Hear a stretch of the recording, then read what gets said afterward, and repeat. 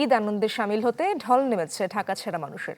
এই আনন্দ যাত্রার খবর জানবো রাজধানীর গাবতলী বাস টার্মিনালে রয়েছেন আমার সহকর্মী মাহবুবুর রহমান, তার কাছ থেকে সব খবর জানাবো। মাহবুব, জানাবেন গাবতলী টার্মিনালের চিত্র কেমন দেখতে পাচ্ছেন? কোনো বাড়তি ভাড়ার অভিযোগ কি রয়েছে কিনা?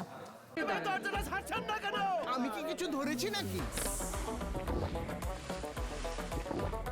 আপুটা আপনাকে চেক আউট করছে, জাস্ট কুল থাকুন। বাস টার্মিনালে সকাল থেকে আমরা দেখেছি যে ঈদে বাড়ি যাওয়া মানুষের ভিড় এবং এখন দুপুর পর্যন্ত সেই ভিড় কিন্তু বেড়েছে এবং আমরা আমাদের এই পাশেই একটি বাসের কাউন্টার রয়েছে, আমরা সেই কাউন্টারে দেখছিলাম যে যাত্রীর সাথে এখানে কাউন্টারের গণপরিবহন কর্মীদের কিছু বাকবিতণ্ডা চলছিল। আসলে এই ঈদ যাত্রায় যেই সর্বশেষ স্টপেজের ভাড়া নিচ্ছে গণপরিবহন মালিকরা এবং গণপরিবহনের যে কোম্পানিগুলো রয়েছে তারা, এবং এটি নিয়ে আসলে কিছু যাত্রীর সাথে বিচ্ছিন্নভাবে আমরা দেখেছি যে যাত্রীর সাথে পরিবহন কোম্পানির পরিবহন কর্মীদের যে একটি মনোমালিন্য এবং বাকবিতণ্ডা বিভিন্ন জায়গায় আমরা দেখেছি সকাল থেকে। এটি ছাড়া তেমন কোনো ভোগান্তি বা হয়রানির যাত্রী হয়রানির খবর আমরা পাইনি। তবে দু একটি অভিযোগ এই বিআরটিএ এবং পরিবহন শ্রমিক ইউনিয়নের যেই সমন্বিত যে ভিজিলেন্স টিম রয়েছে সেখানে দু একটি অভিযোগ জমা পড়েছে। তবে সকাল থেকে আসা যাত্রীরা বিচ্ছিন্নভাবে এই বাড়তি ভাড়া আদায়ের অভিযোগ দিচ্ছিলেন। তবে সেটি পরিবহন যে সকল কর্মীরা রয়েছে তারা বলছেন যে এটি লাস্ট স্টপেজের আসলে ভাড়ার কারণে। এছাড়া আইন শৃঙ্খলা যে পরিস্থিতি গাবতলী বাস টার্মিনালের সেটি আসলে স্বাভাবিক রয়েছে। এখানে পুলিশের কন্ট্রোল রুম রয়েছে, তারা সার্বক্ষণিক তত্ত্বাবধান করছেন এই জায়গাটা। এখানে র্যাবের কন্ট্রোল রুম রয়েছে। সব কিছু মিলিয়েই গাবতলী বাস টার্মিনালের যে সার্বিক পরিস্থিতি এটি আমরা ধরেই নিতে পারি যে মোটামুটি স্বাভাবিক রয়েছে। এবং আমরা দেখেছি 11টার পরে এখানে সড়ক পরিবহন মন্ত্রী যিনি রয়েছেন তিনি এখানে এসেছিলেন এবং তিনিও বলেছেন যে এবারের ঈদযাত্রা হয়রানি এবং ভোগান্তি ছাড়াই হচ্ছে। এছাড়া যারা বেশি ভাড়া আদায় করার চেষ্টা করেছে বা করেছে তাদের ঈদের পরে তাদের বিরুদ্ধে ব্যবস্থা নেওয়া হবে এবং যে অস্থায়ী যেসব কাউন্টার তৈরি করা হয়েছে বা টার্মিনাল তৈরি করা হয়েছে সেটিও বন্ধের জন্য তিনি বলেছেন।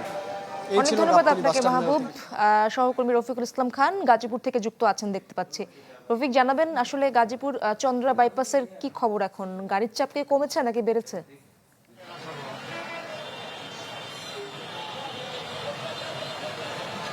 ইসরাত, সময় যত বাড়ছে ততই কিন্তু যাত্রী এবং যানবাহনের সংখ্যা বাড়ছে। আপনাকে যদি একটু দেখাই, এই মুহূর্তে কিন্তু আসলে বিপুল সংখ্যক মানুষ চন্দ্রা মোড়ে এসে অপেক্ষা করছেন তাদের নির্ধারিত যানবাহনের জন্য।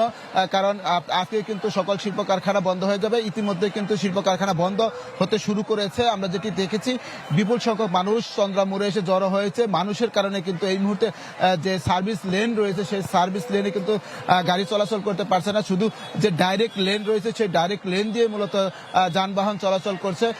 তো শুধু যে ঢাকা টাঙ্গাইল মহাসড়কের চন্দ্রা তিমুর সেটি নয়, ঢাকা ময়মনসিংহ মহাসড়ক যেটি রয়েছে সেই ময়মনসিংহ মহাসড়কে কিন্তু ইতিমধ্যে যানবাহনের সংখ্যা বেড়েছে এবং যাত্রীদের চাপ বেড়েছে। সেই সড়কে কিন্তু থেমে থেমে চলছে গাড়ি। এই মুহূর্তে যদি আপনাকে যদি বলি চন্দ্রামুড়ের পরিস্থিতি, চন্দ্রামুড়ে কিন্তু খারাজোড়া থেকে ছবিপুর পার হয়ে গেছে প্রায় 6 কিলোমিটার দূরে লম্বা লাইন ঢাকা টাঙ্গাইল মহাসড়কের গাড়ির। আর চন্দ্রামুড় থেকে নবীনগর যে সড়ক রয়েছে চন্দ্র নবীনগর সড়ক, সেই সড়কেরও কিন্তু 5-7 কিলোমিটার দূরে লম্বা লাইন সৃষ্টি হয়েছে এবং সময় যত বাড়ছে ততই কিন্তু গাড়ির লাইনের পরিমাণটাও বাড়ছে।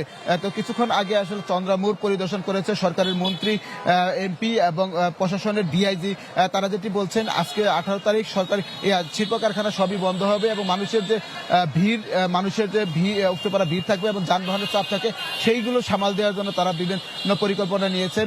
বিশেষ করে চন্দ্রামুড়ে যতগুলো বাস কাউন্টার রয়েছে সবই ইতিমধ্যে বন্ধ করে দিয়েছে। তাছাড়া স্ট্রাইকিং ফোর্স এমনকি হুন্ডা পার্টিও রেখেছে কোথাও কোনো গাড়ি বিকল হয়ে যায় কিনা। এছাড়া তারা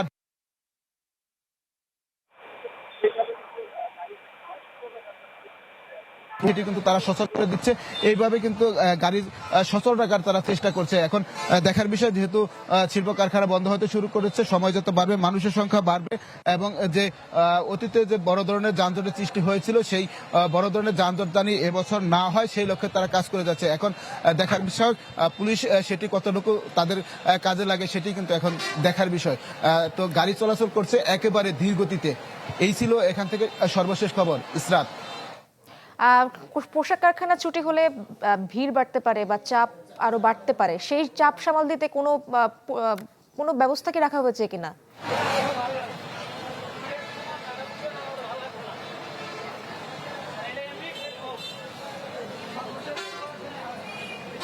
শুনতে পাচ্ছেন রফিক আমাকে?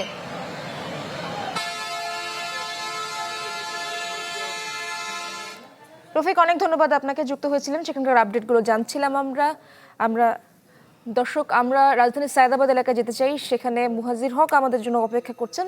মুহাজির, সায়দাবাদের খবর জানাবেন। সকাল থেকে আপনি জানাচ্ছিলেন বাড়তি ভাড়ার একটি খবর আমাদের কাছে মিলছে বারবারই, কি অবস্থা সেখানে?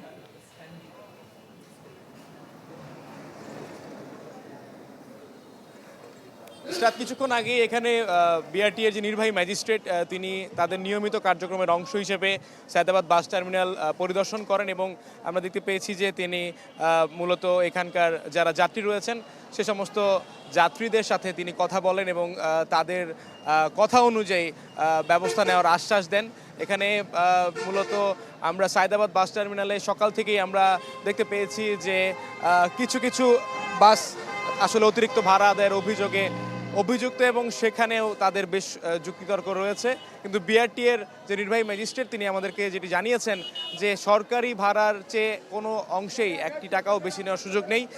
তারা যে যুক্তি দেখায় যে তাদের ফিরতি সময় খালি আসতে হয়, সেটা আসলে তারা ঈদের পর তাদের পরিবহন মালিক সমিতি রয়েছে সেই সমস্ত জায়গায় কথা বলে এটা সমাধানের তারা তাগিদ দিয়েছেন। এবং আপনি কিন্তু দেখতে পাচ্ছেন ইসরাত যে আমরা ঈদ এলে যে সায়দাবাদ বা এই বাস টার্মিনালগুলোর যে চিত্র আমরা দেখতাম সেই অংশে কিন্তু যাত্রী চাপ আসলে সে অংশে এত নেই। তবে এখানকার যারা রয়েছেন পরিবহন সংশ্লিষ্ট যারা রয়েছেন তারা আমাদেরকে বলছেন যে আজকে গার্মেন্টস ছুটি হবার কথা রয়েছে, একটা বহুল অংশ এ সময় বিকেলবেলা আসতে পারেন এবং সেখানে তারা প্রত্যাশা রাখছেন যে তখন হয়তোবা তারা আরও তাদের যাত্রী বাড়লেই তো আসলে দিন শেষে এই পরিবহন সংস্থা যারা রয়েছে তাদের লাভ। এবং তারা যেটা বলে থাকেন যে তারা ঈদ এলে তারা যে প্রত্যাশা করেন তারা বিগত কয়েকটি ঈদ থেকেই মূলত এই ঈদ এলে তাদের সেই কাঙ্ক্ষিত লক্ষ্যটা পূরণ হয় না। এছাড়া আমরা দেখতে পেয়েছি যে প্রথম সারির যে বাস কাউন্টারগুলো রয়েছে তাদের টিকিটও বেশিরভাগ অনলাইনে অনেকেই কেটে ফেলেন আগে ভাগে, বিভিন্ন মাধ্যমে বিভিন্ন অ্যাপস থেকে আসলে এখন টিকিট কাটা যায়। সে কারণে অনলাইনে টিকিট কাটার ফলে এখন এখানে তাৎক্ষণিকভাবে যারা আসলে আসছেন টিকিট কাটতে টিকিট পাচ্ছেন না, এই একটু জটিলতা আছে। স্বস্তির ঈদ যাত্রাতেও আসলে এরকম কিছু ঘটনা আছে যেগুলো আসলে ধন্যবাদ আপনাকে মুহাজির, বুঝতে পেরেছি, ধন্যবাদ আপনাকে। সহকর্মী মুহাজির হক যুক্ত হয়েছিলেন রাজধানীর সায়দাবাদ এলাকা থেকে। ঈদের সরকারি ছুটির দ্বিতীয় দিনে ঘরমুখী মানুষের ঢল নেমেছে রাজধানীতে। দর্শক, কমলাপুর রেল স্টেশন থেকে সময় মতো ছেড়ে গেছে ট্রেন। এ বিষয়ে আরও খবর জানবো। কমলাপুর রেল স্টেশনে রয়েছেন আমার সহকর্মী ইমতিয়াজ মাহমুদ এবং পাশাপাশি মুন্সিগঞ্জ থেকেও সহকর্মী রয়েছেন শুভ ঘোষ আমার সাথে যুক্ত আছেন। প্রথমে জানতে চাই, কমলাপুর রেল স্টেশনে খবর জানাবেন, কি অবস্থা দেখছেন সেখানে? কোনো শিডিউল বিপর্যয়ের খবর কি মিলছে কিনা?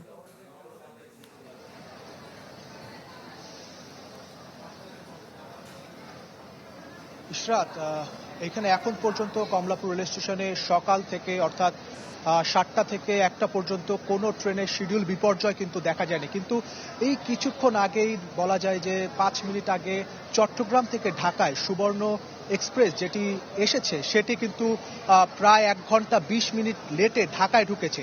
কিন্তু যেটি আমি বলছিলাম যে ঢাকা থেকে অন্য জায়গায় যে ট্রেনটি যাচ্ছে সেটি কিন্তু বলা যায় যে সেখানে কোনো বিপর্যয় হচ্ছে না। তো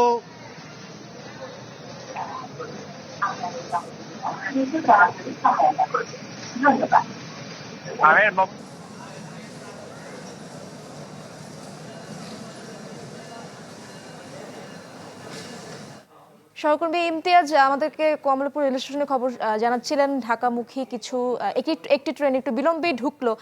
জানাবেন শুভ ঘোষ, সেখানকার খবর। মুন্সিগঞ্জের কি অবস্থা দেখতে পাচ্ছেন? আমরা দেখতে পাচ্ছি লম্বা বাইকের লাইন দেখতে পাচ্ছি, সেখানে গাড়ির কোনো চাপ কি চোখে পড়ছে কিনা?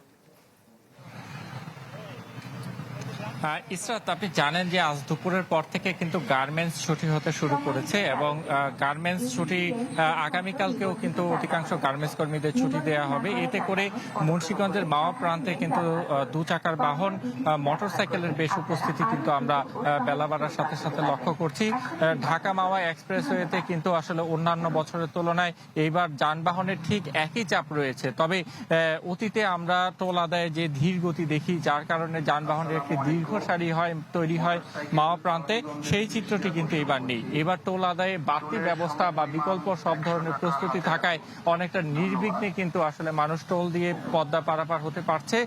মোটরসাইকেলের পাশাপাশি কিন্তু যাত্রীবাহী বাসের যে উপস্থিতি সেটিও কিন্তু সড়কে একদম চোখে পড়ার মতো ছিল। আমরা দেখেছি যে আসলে যেসব মোটরসাইকেল আসছে এই মুহূর্তে সেখানে কিন্তু পরিবারের শিশু এবং নারী সদস্যদের উপস্থিতি না থাকলেও পুরুষের উপস্থিতি কিন্তু চোখে পড়ার মতো। আমরা পদ্মা সেতু কর্তৃপক্ষের সাথে কথা বলেছি, তারা বলছে গত 24 ঘন্টায় কিন্তু পদ্মা সেতুতে 38,517টি যানবাহন পারাপার হয়েছে। এতে কিন্তু 4,18,60,000 টাকার মতো টোল আদায় করেছে সেতু কর্তৃপক্ষ।